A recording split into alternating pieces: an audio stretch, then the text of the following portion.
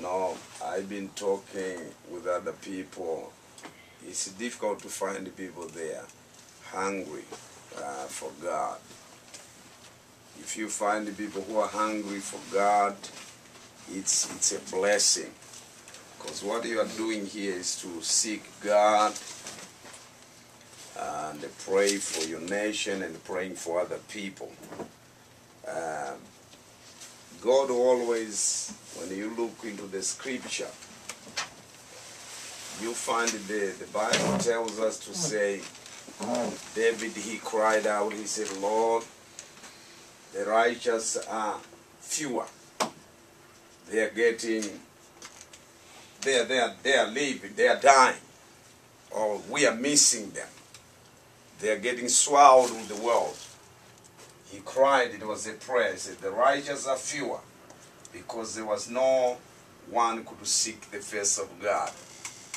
You read the Bible, even in the book of Daniel, when we find out that the children of Israel, when they were in Babylon, which we call today Iraq, they were in exile. We can read more of Daniel, Shadrach, Meshach, and Abednego. The whole book, it talks about 4 guys. The rest, you won't find where are the priests. Where were the big men?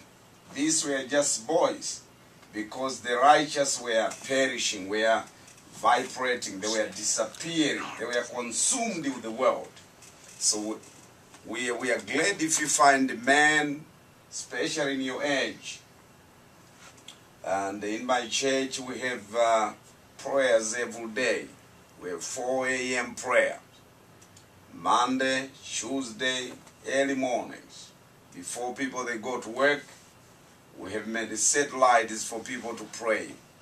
We said, let's use this technology. If your phone is working, if your phone has minutes, if your phone had charged your battery, sometimes you don't have telephone working because no signals, no electricity.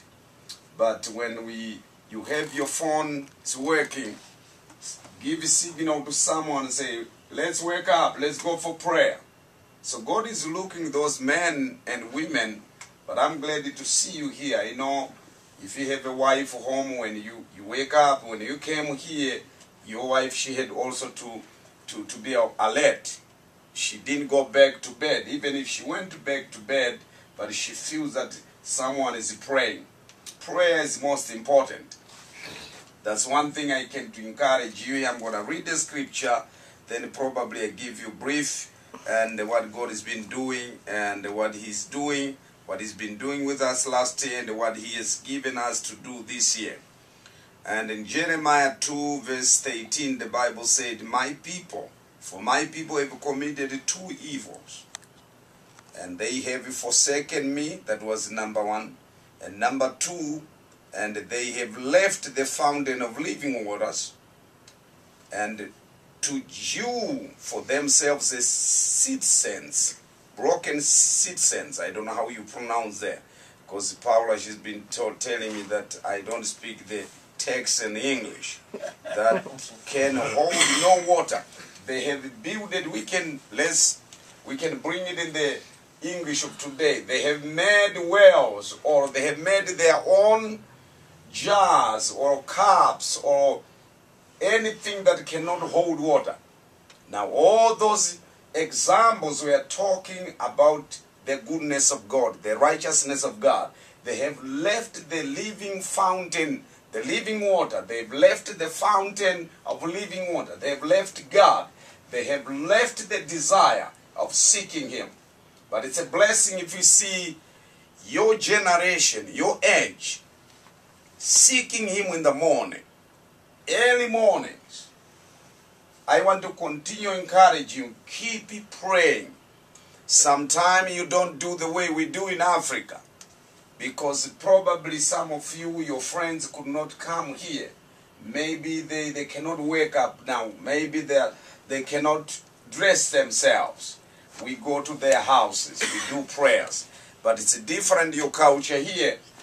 But keep praying. Pray for your brothers. Pray for this country. Pray for the nation. Pray for the young generation.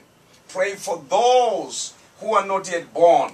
Because the world of today, all the generation, or everybody in the world today, what they think is to fight. Not thinking protection and prayer and loving one another. The whole world is shaking of thinking how we can protect, how we can fight with that one, how we can do with that one. But prayer is needed day and night.